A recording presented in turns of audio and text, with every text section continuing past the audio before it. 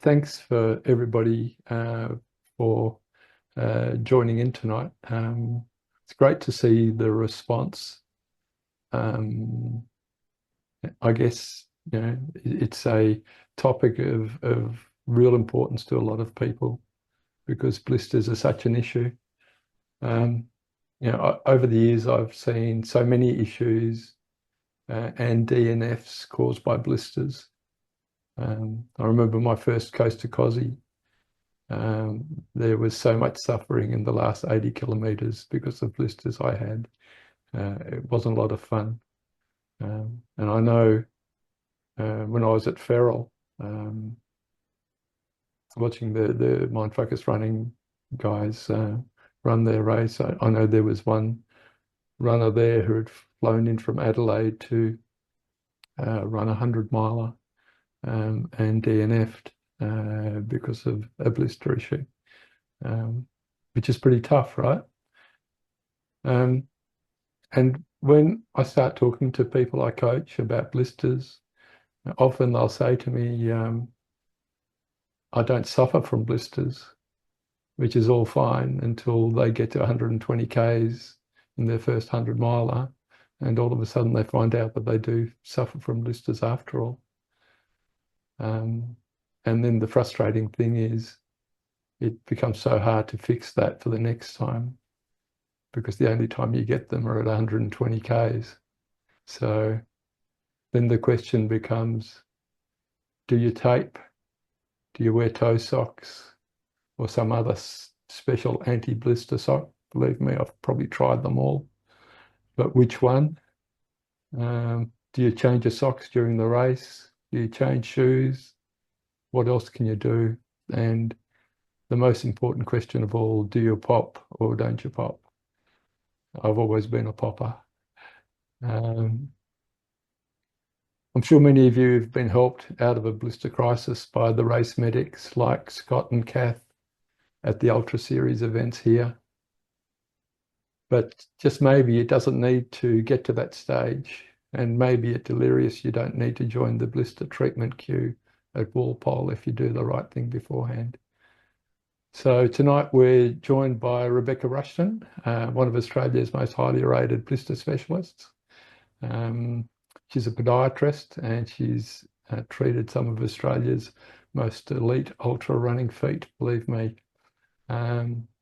Also, a big thank you to Charlotte for recommending we invite Rebecca to this mind-focused running session.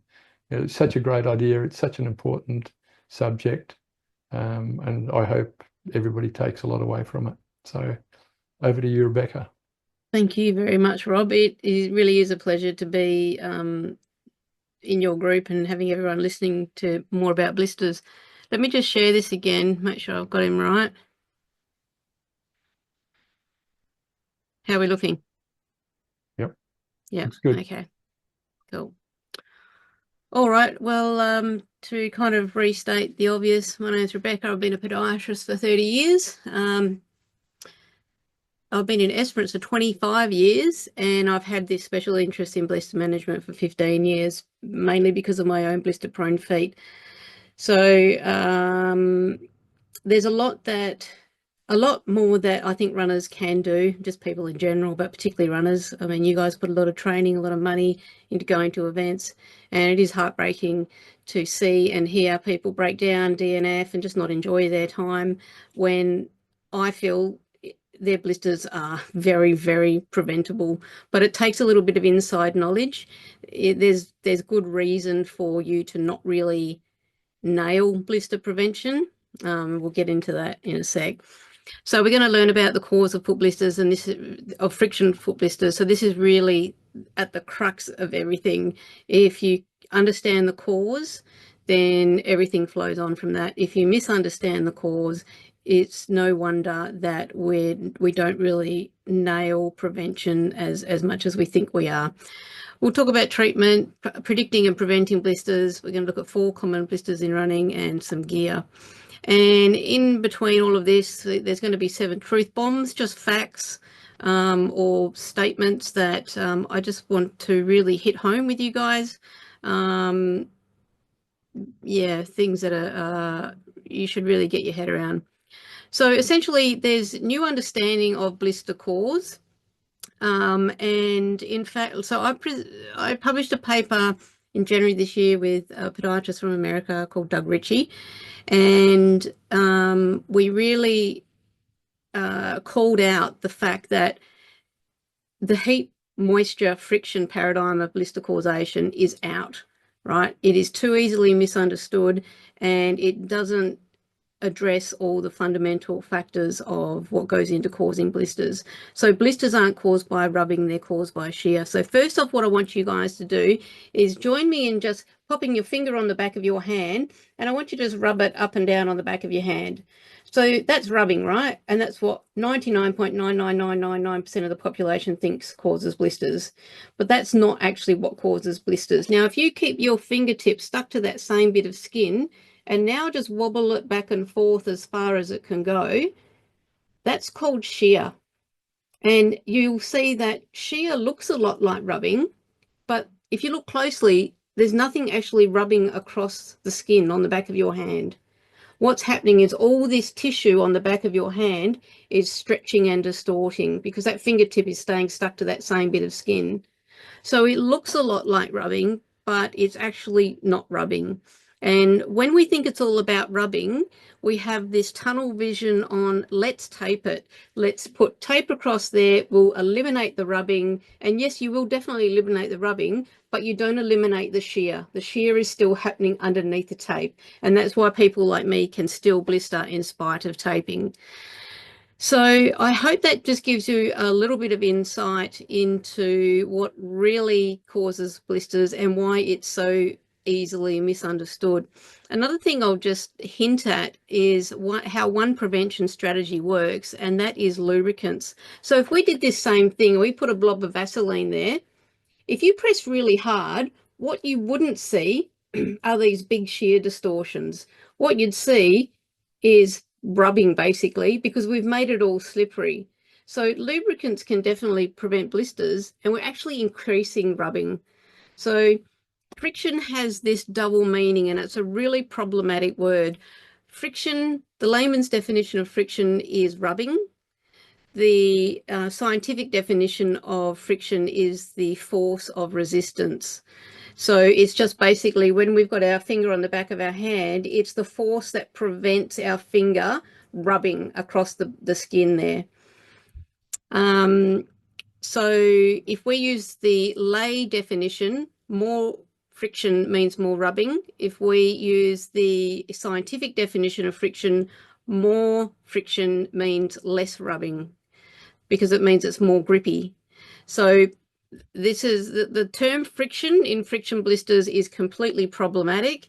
And I wish I could delete it from the dictionary, basically.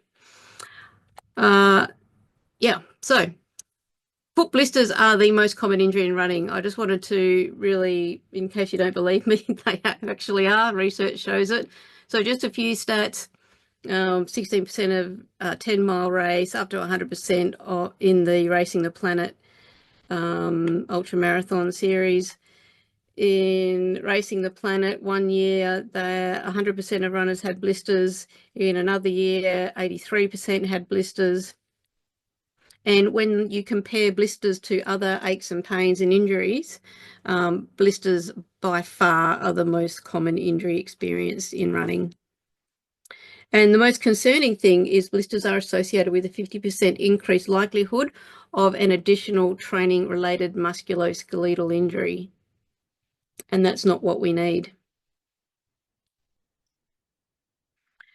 Truth bomb number 3 is all about treatment and the involvement of prevention. So basically, when you treat a blister, you want meaningful blister treatment. And meaningful blister treatment isn't just first aid.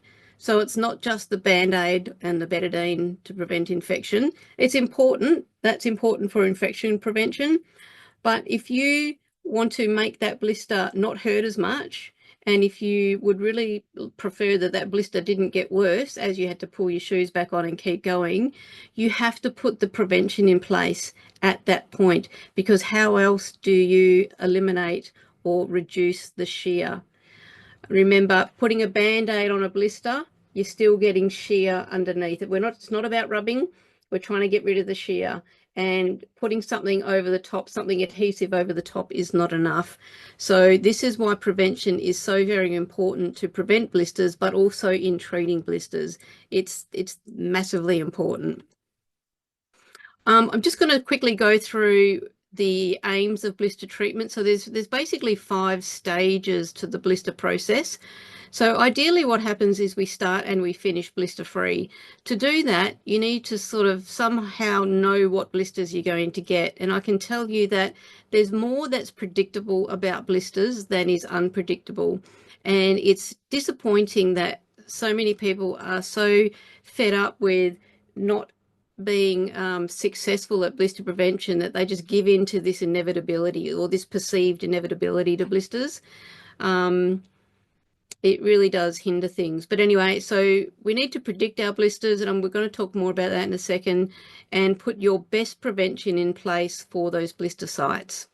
If you don't do enough before you start your race, what will happen is you've got one more chance at blister prevention, and that is the hotspot stage.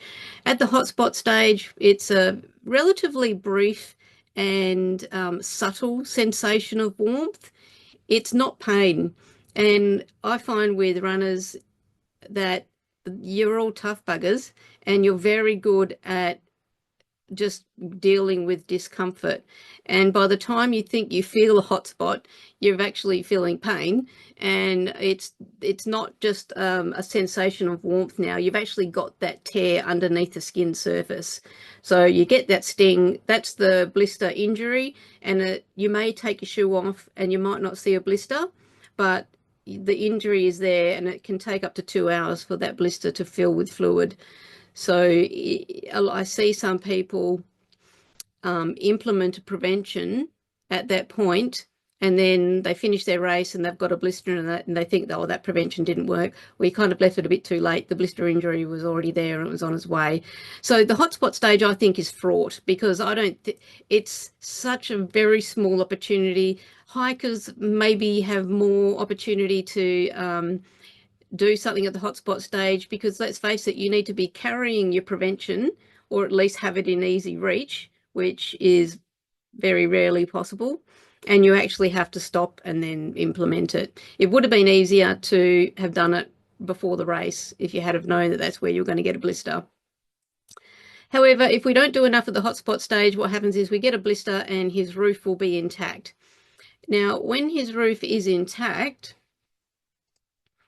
it's a good blister to have, the best blister to have, because it can't get infected. As long as that blister roof remains intact, no bacteria can get in. Now, that's a little bit, that's not to say I don't pop blisters, because I do lance blisters quite a lot in Adelaide at the 6th day. But very simply, if we just think about it in simple terms, the aim of the game is to keep that blister roof intact so it can't get infected. So to treat this, all we need is a band-aid. When I say band-aid, I kind of mean like not like a plastic band-aid type thing. We're talking about an island dressing. It's just got that non-stick absorbent pad in the middle with tape all around the outside of it. And I like the ones that are made out of the Fixable, you know, that white sort of tape that sort of looks a bit breathable. They're the best ones to have. So that's all it needs, is it just needs that dressing, and then you have to implement your best prevention, because you want this blister to stop hurting and to not progress and get any worse. So again, ideally we could have predicted this blister and have our prevention in the first place, and just not end up with this blister. If we don't do enough when the roof is intact, the roof will tear. As soon as it tears, it's open to infection. The fluid's leaking out, bacteria can get in. So now we have to add betadine to the equation, or if you're in the US, a antibiotic cream, and plus your dressing, and plus your best prevention. Because again, we don't want that blister to hurt anymore, and we don't want it to get worse. If we don't do enough at that stage, then it moves on to a de-roofed blister. And a de-roofed blister is just where the roof is rubbed right off. And we've got a larger surface area. It's also open to infection, obviously. So it's the same thing, betadine and a Band-Aid, But with this one, we can use a hydrocolloid. So a hydrocolloid is what you might know as Compeed. Anyone heard of Compeed? No? Okay. Hydrocolloids look like this kind of thing. A Compeed isn't individually wrapped, but they're sort of like a blister plaster. The good thing about, so hydrocolloids are essentially an ulcer dressing. They need the full wound base to interact with the hydrocolloid and the fluids coming from the blister to be able to accelerate healing. So they really are good at accelerating healing of just raw weepy skin, which is what a blister base is. However, you do not want to put them on a blister with its roof intact or torn, because when you take that hydrocolloid off, it's going to rip the whole blister roof off with it, and you'll end up with that end stage blister anyway, a D-roof blister. So you will have worsened your blister situation. So hydrocolloids for D-roof blisters only. And in an ultra marathon, I tend to not use hydrocolloids because you're meant to leave these on for up to 7 days at a time, or at least a day, like 24 hours. Anything less than that's a bit of a waste. So if it's getting grubby and sweaty, and that, we probably just put a betadine and a Band-Aid and change the Band-Aid regularly. So that kind of explains the whole gamut of blister stages and how we would treat them, and prevention is relevant at every stage, as the blister treatment equation says. So meaningful blister treatment is the first aid, that's the betadine and the Band-Aid, which is basically the infection prevention plus the blister prevention. That is the thing that minimizes shear deformation in the skin and makes it hurt less and heal faster.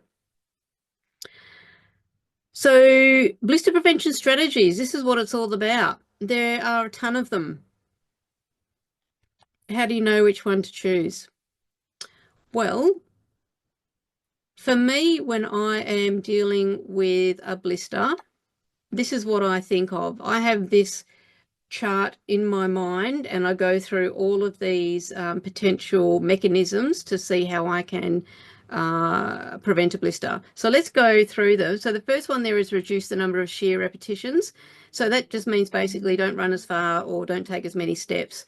That's not real. I mean, it is a blister prevention strategy, but it's not a very effective one. It's not a very helpful one. So if you're relying on that, then it's a bit of a cop out. The other thing we can do is we can increase the skin's resilience to shear. The skin actually changes structurally. It gets tougher when we impart the shear forces to it that threaten to damage it. It's just like any connective tissue. If you've had a tendinopathy, then you will have had eccentric exercises, and basically you need to load it for it to get stronger and more resilient. The thing you need to know about this is it can only do so much. And it's very disappointing when I hear that people are told that the blisters are kind of their fault because it means they just haven't put the miles in. Well, that's really, I mean, it might be true, but it's not necessarily true, because you can't expect your skin to toughen that much, basically. Some people, all they need to do is train a bit and they become very resistant, but they started off with resistant skin. But yes, this is something to do. It's why if I went out and ran 5Ks now, I don't usually run 5Ks, I'd probably get a blister because my skin's not used to it. So when you have a training regime, this is being taken care of. You think you're training your cardiovascular system and your musculoskeletal system, but you're also training your skin. The majority of blister prevention strategies work by reducing the magnitude of shear distortions. So I'll quickly go through each one. Reducing bone movement. That's one thing I didn't mention. You know, when we were doing this, and I've said blisters aren't about rubbing on the skin, but something's moving. So where is this movement force coming from? It's actually coming from within the foot. It's the bones moving back and forth, while if this is a metatarsal head, like the underneath the ball of your foot, the skin's staying stationary because of high friction levels, and the bones move back and forth. And that happens with every step. It's completely normal. It's meant to. And the skin and the soft tissue is designed to handle a lot of that shear. But when it's excessive and there are biomechanical reasons for it, we can, especially podiatrists, we can change the way the bones move, change the amount that the bones move by doing things like orthotics, stretches, heel lifts, shoe recommendations, that kind of thing. We can spread shear load. That's how taping works. So nothing here says anything about stopping rubbing. If anything, this one in the far left corner is saying let's increase rubbing. But this one here, the shear load spreading, this is how adhesive materials work. So it's taping, moleskin, Compeed, anything that's adhesive on the skin.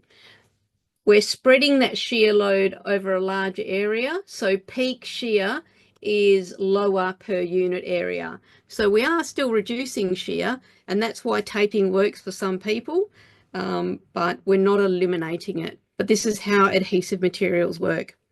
We can use materials that absorb shear. So an example of that is gel toe sleeves. You guys seen these before? So there's gel in there and that goes over your toe. It's a bit dark in here. I'm sorry for the lighting. Now, I don't know if you can see, but if you can see,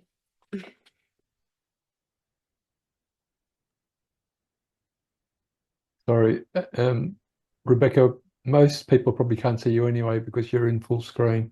oh, shivers. Oh gosh, I'm sorry about that. No, that's okay. Well, how about if I stop sharing? Because this is kind of important. Okay. If you see that gel material, so this is gel toe sleeves. Yeah, they go over your toe. That gel, see that? That's shear. That gel is undergoing shear. Now, if that's happening there, it's not happening here. Yeah. So gel materials, I really like these for toe blisters. I like them a lot. They have their downsides. They're very bulky and other things, but shear absorption, brilliant. Another example is Spenco insoles. So if you've got blisters on the bottom of your foot and you take your insole of the shoe out, have a look at what kind of nick it's in. And if it's thin and worn out, you can get Spenco insoles, and they're 3mm Spenco. This material also undergoes a bit of shear, not as much as the gel. You couldn't afford to have this much shear absorption going on under your foot, because it'd be like you've got Vaseline all over your foot and it'd all be too slippy slidey. But this material undergoes just the right amount of shear to be relevant to that anatomical location. So Spenco insoles can be great. Now, hang on.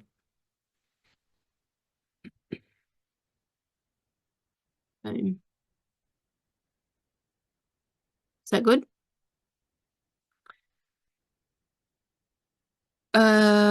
So that's shear absorption. Reducing friction force. So reducing friction force. So this force is the force of resistance.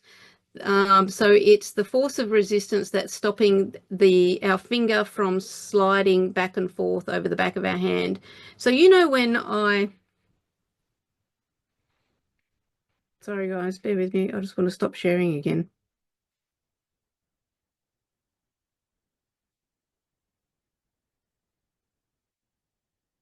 So you know when I said first of all we rubbed like this, yeah, and then I said don't rub, just keep it stuck to that same bit of skin. You probably noticed that you had to press a little bit harder.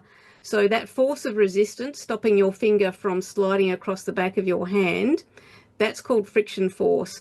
And we increased pressure to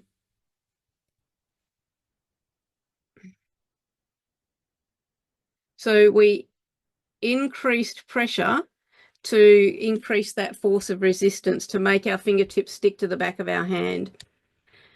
So we can reduce pressure in lots of ways: donut pads, cushioning like those Spenco insoles. We can use cushioned shoes, a whole bunch of things like changing the way you run, your stride length and all that sort of stuff. The other thing that we can do is we can reduce the coefficient of friction, and that basically is like how Vaseline works. So Vaseline just makes it more slippery. And if it's more slippery, as you saw, or you probably didn't see, now that I realise that you're not actually seeing me. So this is sheer, yeah? Now, if I popped a blob of Vaseline there and we press really, really hard, what you wouldn't see is that. You would see this. It would look like I'm hardly even pressing because we've made it all slippery. So the coefficient of friction is just a measure of how grippy or slippery two things are together, two surfaces. And when we put Vaseline there, we make it very slippery. And even if I was pressing really hard, you would see that. So we've got basically very small shear distortions, yeah? That's how reducing the coefficient of friction works. Another way that works, another strategy that, oh, that's useless. Engo patches. You guys seen these? So you put these on your shoe or on the insole. They're just like a sticker. These are fabulous. This and the gel toe sleeves, I think, are the best prevention strategies out there. This is like Vaseline, but it stays in place for 500 Ks. So you're not having to reapply it. And you put this on the shoe so your sock is interfacing with the Engo patch. So your sock is just all slippy slidey on that patch, and that is just the same as having Vaseline on your skin. Vaseline obviously works between the skin and the sock. This works between the sock and the shoe. Engo patches are fabulous. So that basically summarizes how all the prevention strategies work.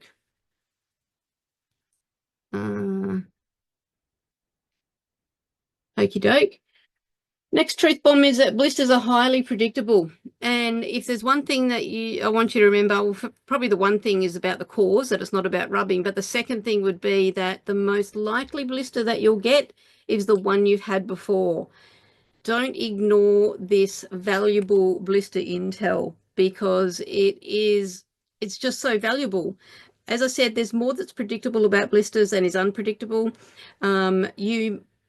You might not know when you're going to get a blister, but if you do get a blister, you know where it's going to be because you had it there before. So if you, like Rob was saying, if you run a 120K and it's the first one that you've done, that blister, and you get a blister, that blister is your blister history. So now every time you do, well, any run of decent length where you think that that blister is a potential problem, then I would just have my best prevention in there and take it out of the equation. Why not take it out of the equation? To not do that is just not trying.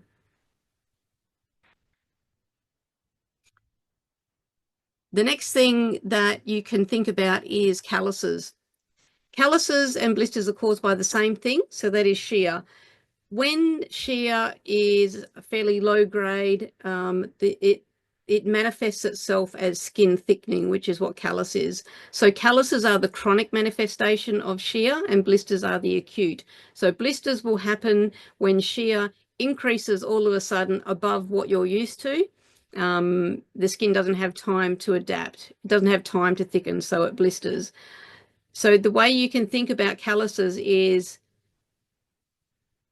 they're basically intel that you're very likely to get a blister there if you increase your distance or,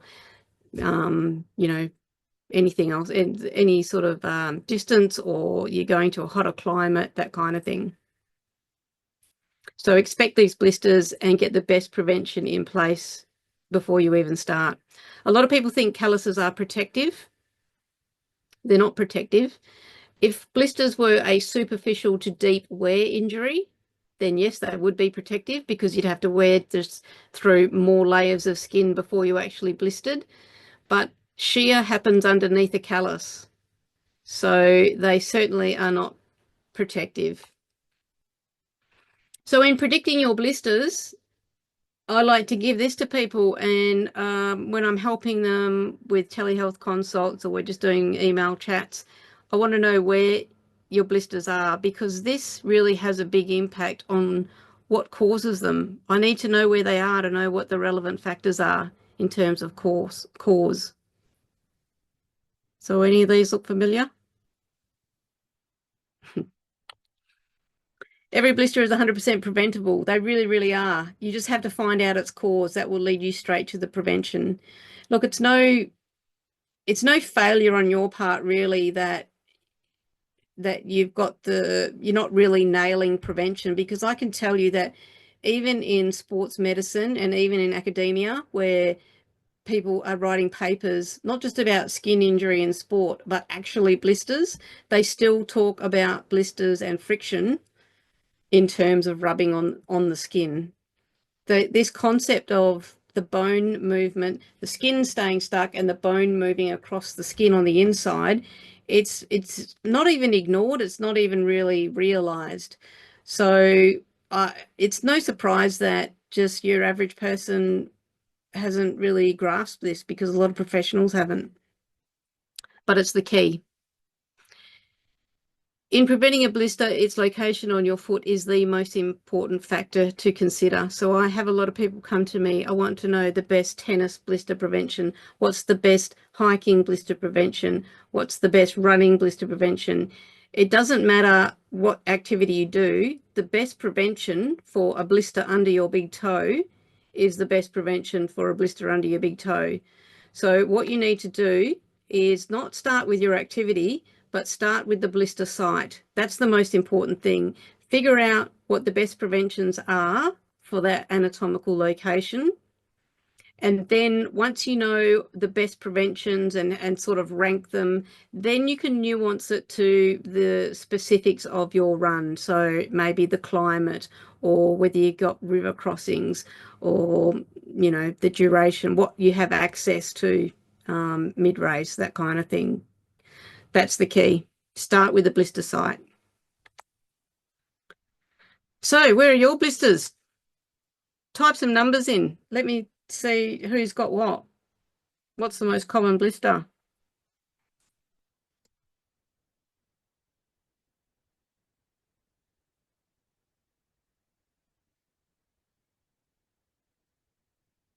Yes, Hugh, you cut those gel toe sleeves to fit, definitely. Where do we type? Oh, in the chat. In the chat. We've got 8. Opposite of 7.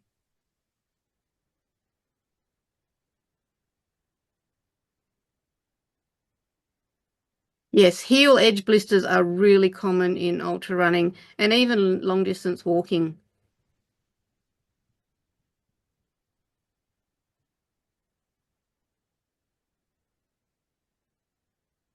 Oh, thanks, guys. We're going to look at some of them. Here we go, looking right now. All right, those 4 common blister sites that I see in ultramarathon: pinch blisters, heel edge blisters, blisters under the ball of the foot, and just for Rob, I'm going to do blisters under the toenails, which is a bit like toe tip blisters. So pinch blisters, this is what they look like. They're like under the toe, and it often happens on toes that are a bit curly. There's another picture.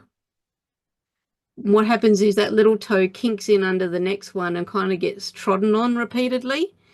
And you can get a bit of an idea as to whether you're going to get a pinch blister, because you often have this ridge of callus, like the pulp of your toe ends up a little bit sort of triangular. If you've got that, you definitely got to get a pinch blister if you increase your kilometers suddenly. What's the best prevention? It should go without saying that shoe size has got to be taken care of.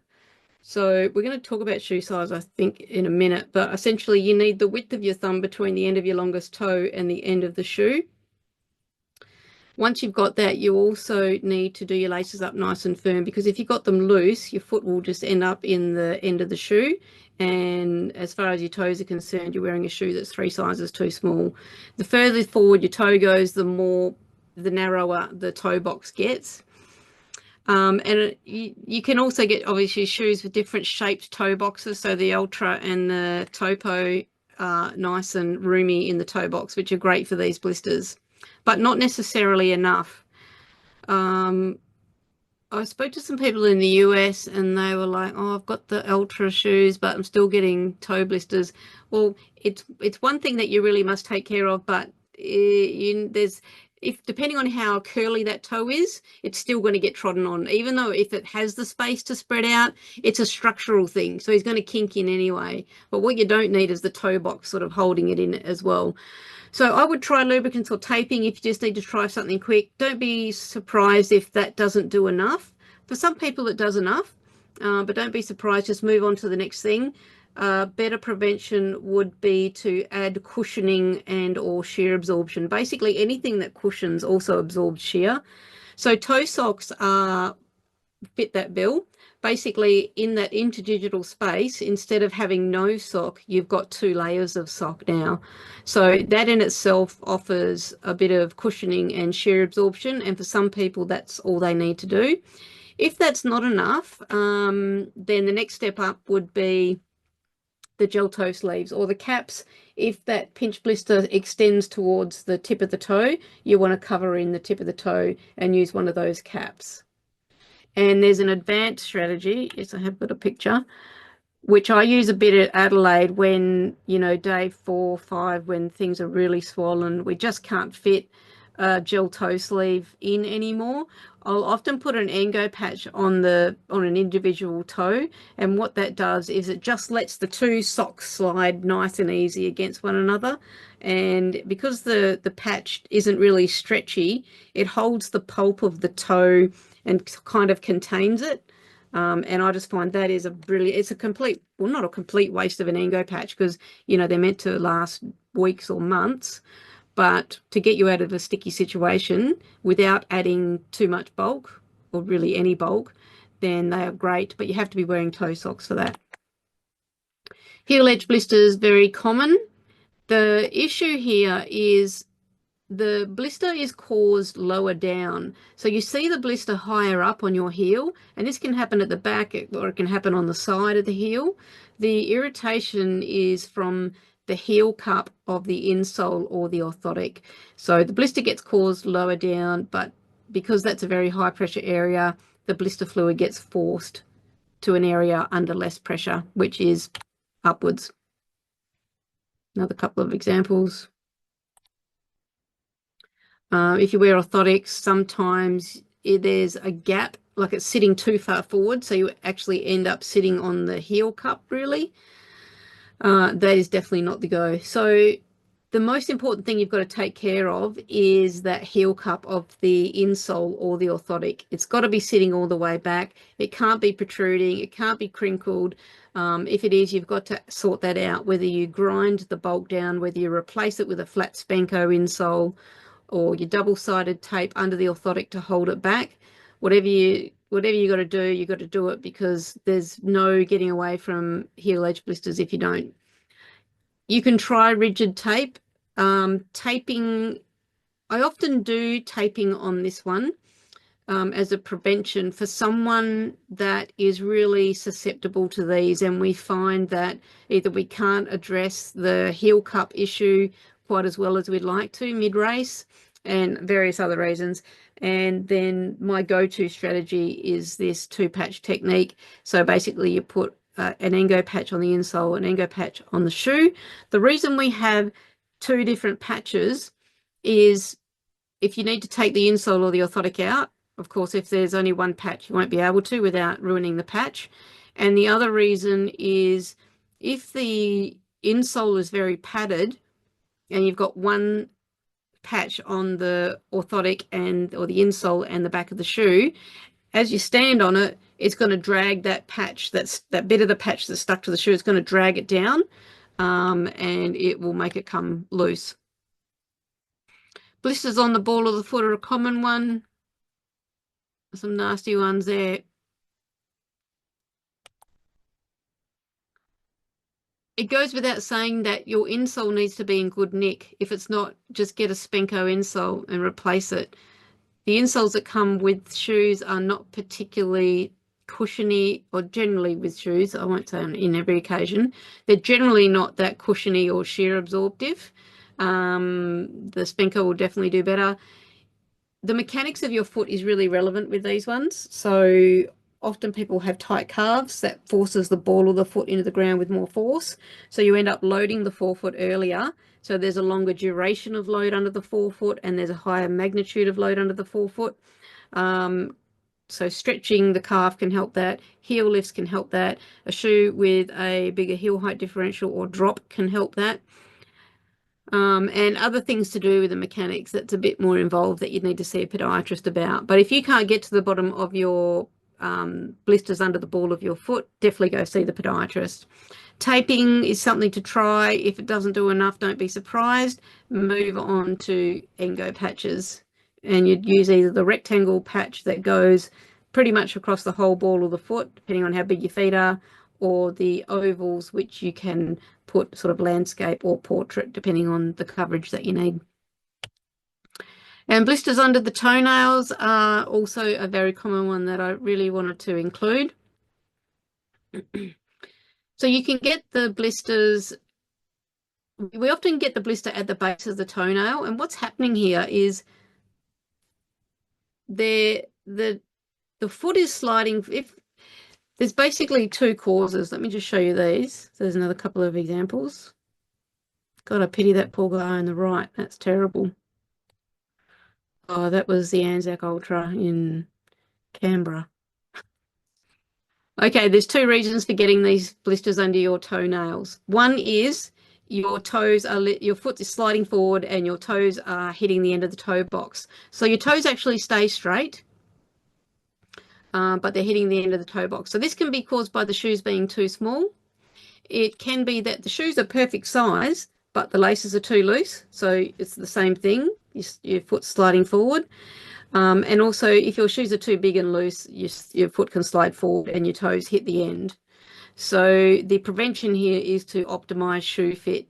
Get the right size, lace up nice and tight, and get the right style of shoe.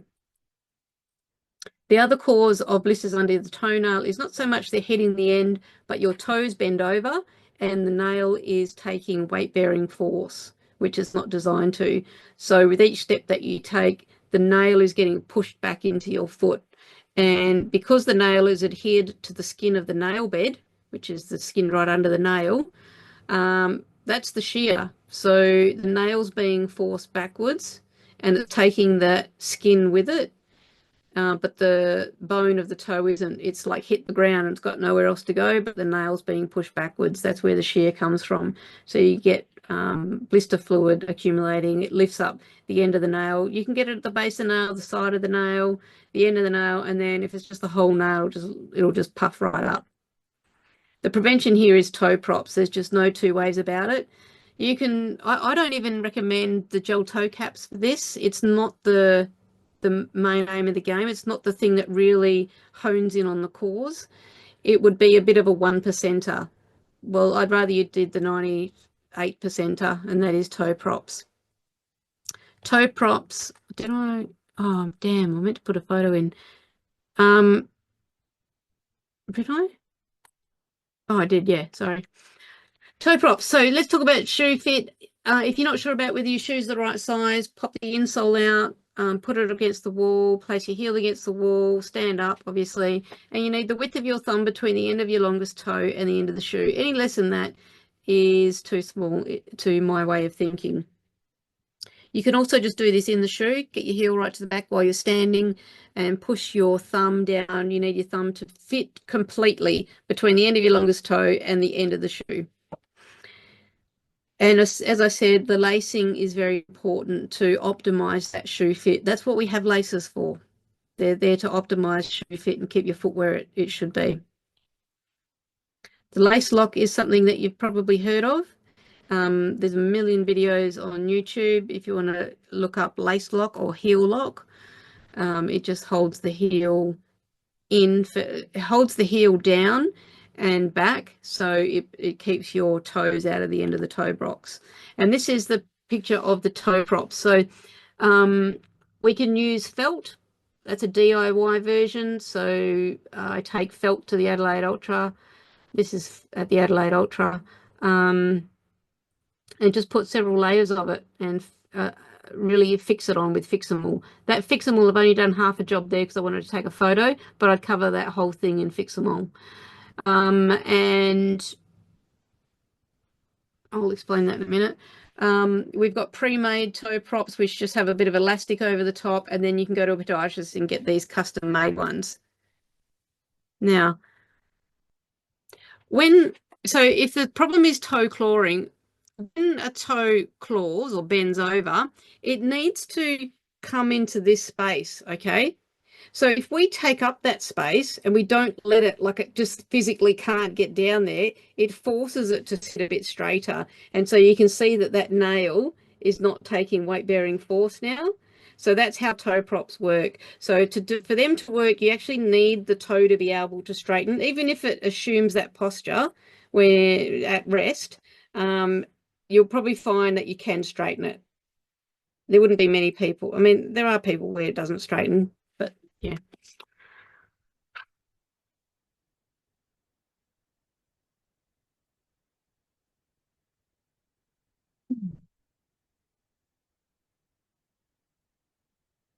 Okay, let's talk about blister gear. So those two products that I couldn't live without are the Ango patches and the gel toe protectors. And I wanted to go through the pros and cons of each one. Every product or strategy has its pros and cons, and it's important to know these. So with Ango blister patches, they minimize friction levels big time. They don't change the way your shoe fits because they're very, very thin. They're durable, so they last weeks or months, generally about 450 to 500 Ks.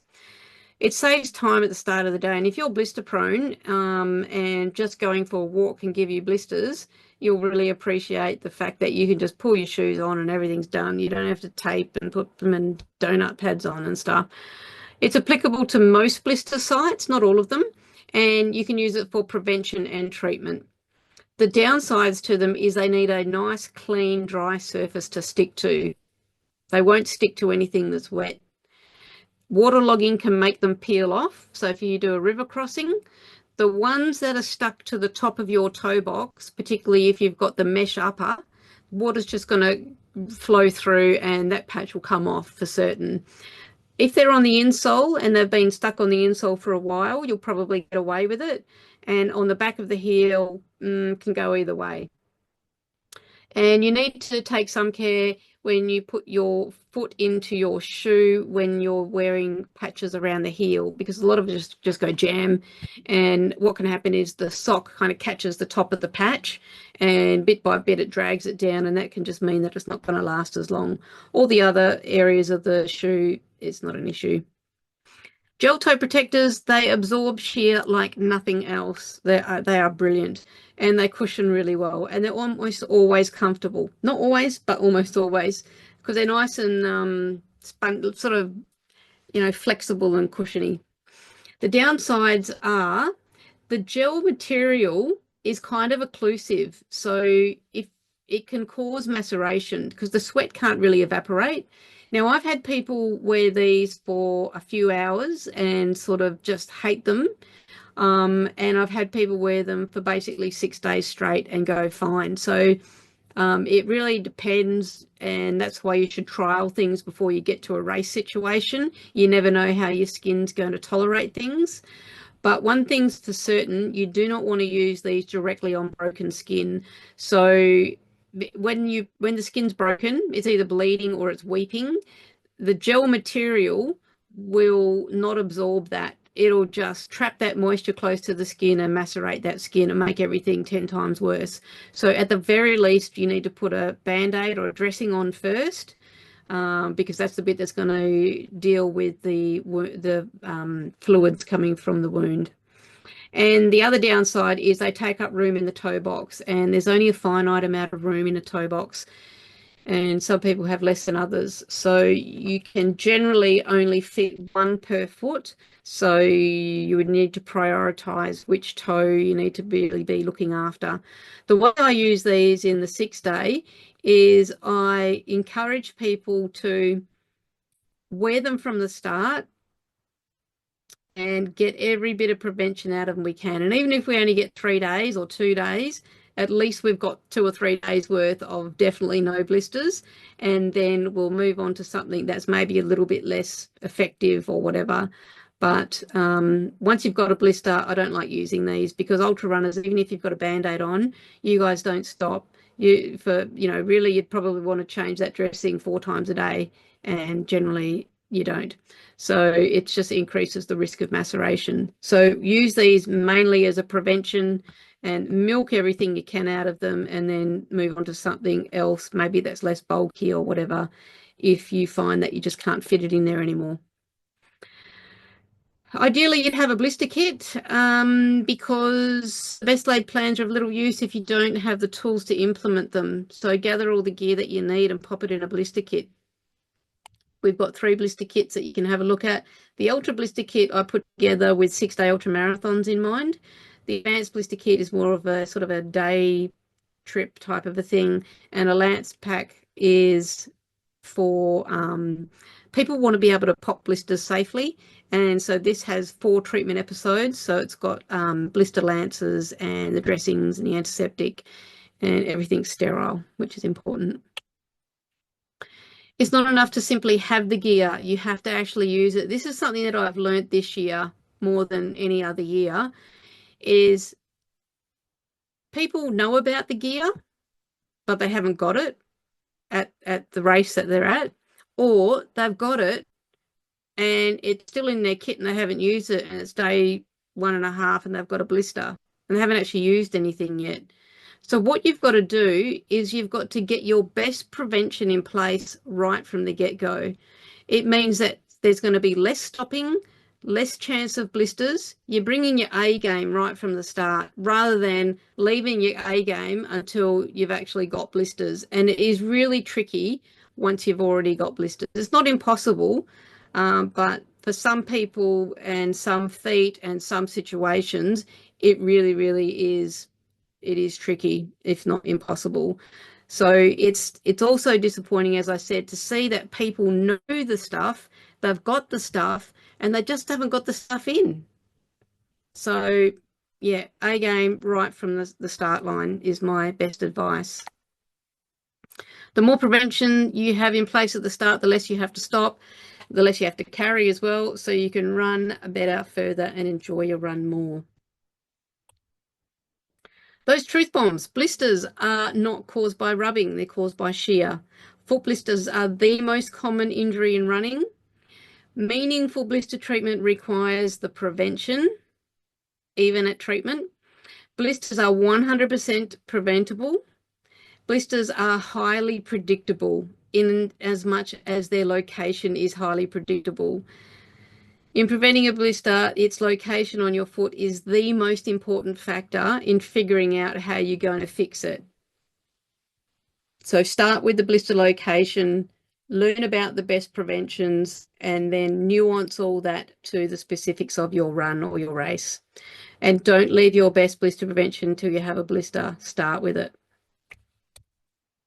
Be over-prepared for foot blisters, not under-prepared. That's my final tip. So the next steps are, you guys need to have a think about what is your blister history.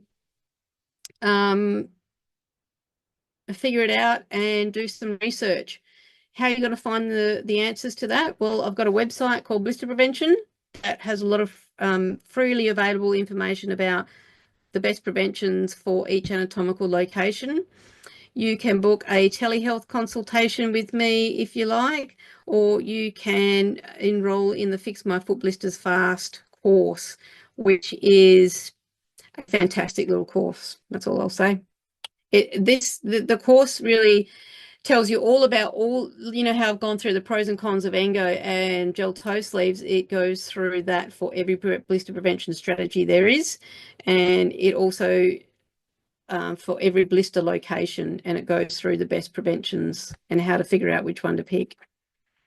If you want to sign up for our ultramarathon guide, there's a deal with that, and I think it's to do with the course. I think if you buy the course, you get the Ultra Blister Kit for free or something. I'm not 100% sure now.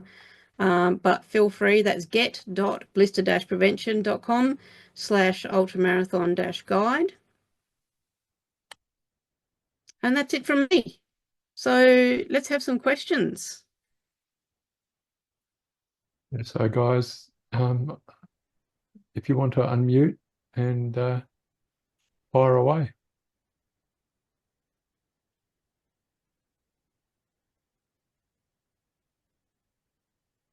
I was lucky Rebecca answered all my questions a couple of days ago. There has got to be questions, guys, surely. I'll make up my own questions in a minute. Our toe spread is a good idea. I've been thinking of this to help with toe mobility and flexibility. Our toe spread is good for what? What blister location are we talking about? Are we talking about blisters under the toenail, tip of the toe, in between the toes, pinch blisters, top of the toes? It really depends. But generally, like even if you're talking about interdigital blisters, I'm not sure, Hugh, whether you mean to wear them when you're running and what these spreaders actually look like. I think you can get gel ones like this gel stuff. But from what I've seen, good luck getting all that in a shoe. So I don't think it's something that you wear in your shoe. And in terms of mobility and flexibility, is that a big thing? I don't know. I probably need to have a look at your foot, but basically no. That's my best guess. I've put Engo patches on my orthotics. Rightio, cool. Kelly. One from me, Rebecca, with the gel sleeves, will that fit over your big toe? Yes, they come in. Ours come in 4 sizes. Right. Okay. So you get the large. Cool. Rebecca, could I ask? So it's not rubbing, which means it's not just a matter of taping, but it seems that you've mentioned taping as a prevention and a treatment. But firstly, is that right? It's a prevention. For treatment, really all you need is the dressing, either the island dressing or the hydrocolloid. Right. So when you say dressing, you're not talking just about slapping Fixamol over the side. No, you need a little island of absorbent, non-adherent stuff to absorb the fluids that are coming from the blister.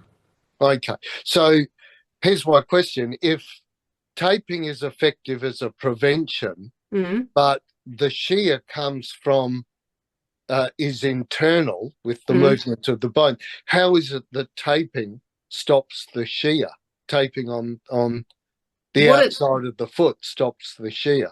What it does is it spreads shear load. So instead of the shear being so pinpoint, when we put tape on, we don't just put tape on that little circle where the blister is going to be. We put it like that. And so it spreads shear load over a larger area. So theoretically, it reduces it per unit area, at least at its peak.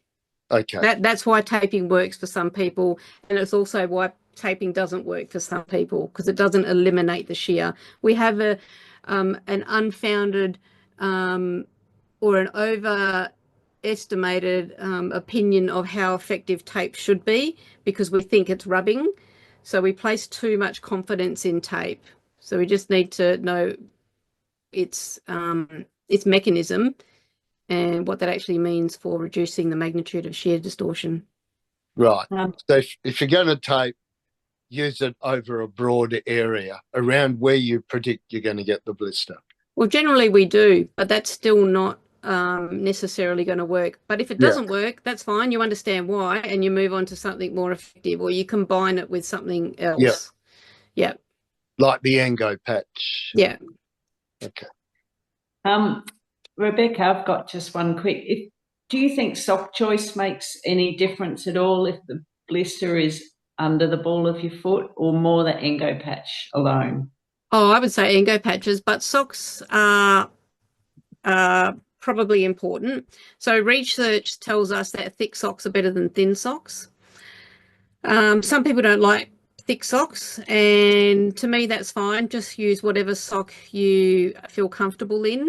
I like to really, rather than try and do one thing that's going to fix all of your blisters, I like to sort of really hone in on the anatomical site, understand the cause, and then deal with it at that anatomical location. So while thick socks can be helpful, I don't tell everyone to wear thick socks. I'd rather you just wear a sock that's comfortable. If you're umming and ahhing and you haven't tried a thick sock, by all means try one, because there is research that shows that it works better than a thin sock. But that research is old, and it's a little bit limited in that it was comparing a cotton sock to a 100% acrylic sock. But really, at the end of the day, thick socks are probably more effective, but don't just think that that's all you can do.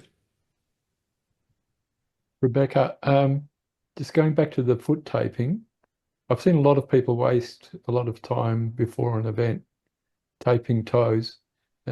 Is it worth it? For some people it is, yep. Okay. For some people that's all they need to do. Okay. But if it's not, what's your backup? I mean, your blister history will tell you whether taping is enough. A lot of people tape and still get blisters. So, you know, what's the next best thing? That's why you've got to figure out what's the best thing for, and are we talking toenail blisters, toe tip blisters, interdigital blisters, pinch blisters, top of the toe blisters, under the big toe? So get really specific with the anatomical location. Okay. With calluses, is it better to take those off and remove them, or is it better to leave them? It's a good question. So as I said, calluses aren't protective, but removing the callus is not the prevention. So the callus doesn't really cause the blister. It's just a sign that there is repetitive shear deformation happening at that piece of skin just in your normal daily activities. And then when you ramp up the volume of running, the skin won't have time to adapt and it will blister underneath that callus. So having a blister under callus is harder to deal with, but taking the callus off does not mean you are going to stop that blister. You'll probably still get the blister because it's not causing the blister. The callus is a sign. It's intel that there is shear happening there at the best of times, just in your normal daily activity. Yeah, cool, thanks. Hey. Any last questions? I'll just have a look through here. Bunions. For bunions, so who is this?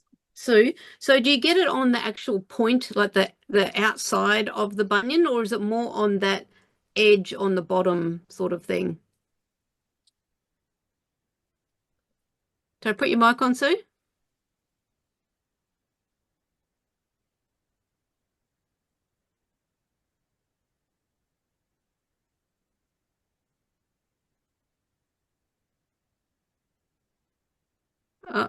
Yeah, I can't hear you, Sue. But anyway, generally, I've seen very few blisters on bunions, like on the side of the foot on the bunion.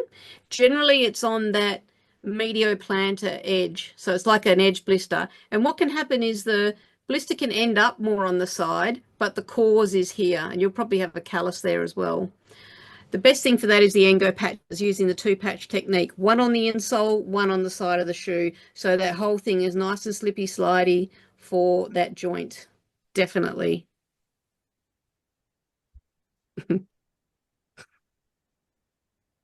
Okay. I find double taping with Fix-A-Mall on the outside of my heel works well for prevention. That's good. With that taping, rigid tape actually has the potential to work better than a flexible tape. And that is because it theoretically can spread the shear load a bit better. Fix-A-Mall is a stretchy tape, but it is rigid in like going side to side. So if you wanted, even Kelly, if you wanted to make that even better and still stick with the Fix-A-Mall, put one lot that way and then one lot that way, and that'll like stiffen it up a bit and make it even more effective. Or you can just use the you know, the rigid sports tape that you strap your ankles with, and then fix them all over the top, because the strapping tape often sort of comes loose. Does moisturizing and keeping feet soft help? I wouldn't moisturize on the day of the race. Moisturizer basically has an initial, like when you just slap a bit of moisturizer on there, that makes the skin, that's like Vaseline, it makes it slippery. But moisturizer doesn't take long until it's actually quite tacky and grippy.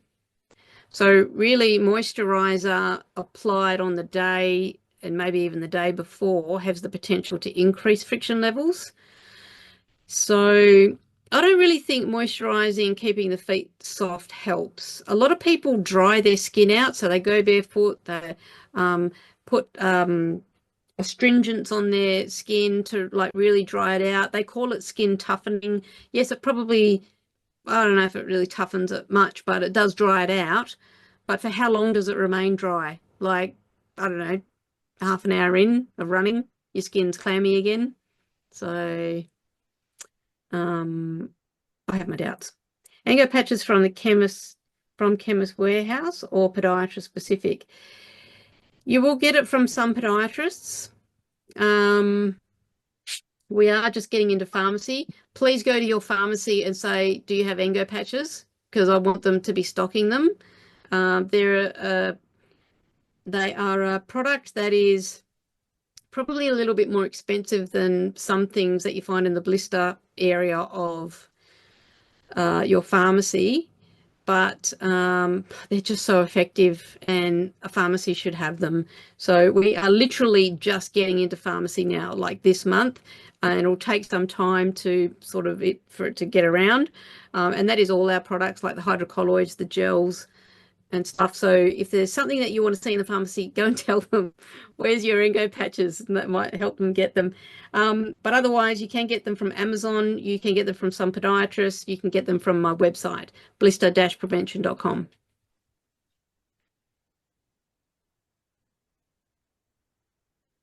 Thanks so much. How do we get the kits? That's also on my website, blister-prevention.com.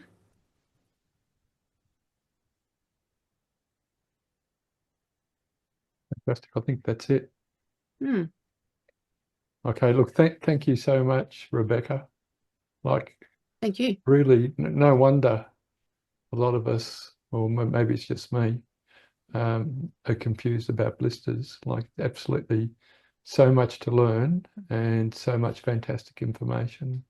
I think everybody would have got so much from this session. Yeah, much more than I would have ever predicted. And really, as runners, we spend so much money and time on gear, nutritionists, strength training and more. And this is at least equally, if not more important, really, because, I've seen it time and time again, just destroy people's races. So thank you very much, Rebecca. Thank you, Charlotte, for suggesting the session. It's been brilliant. Thanks, everybody. Thanks, Rob. Really appreciate it. And thanks, everyone, for joining. Okay.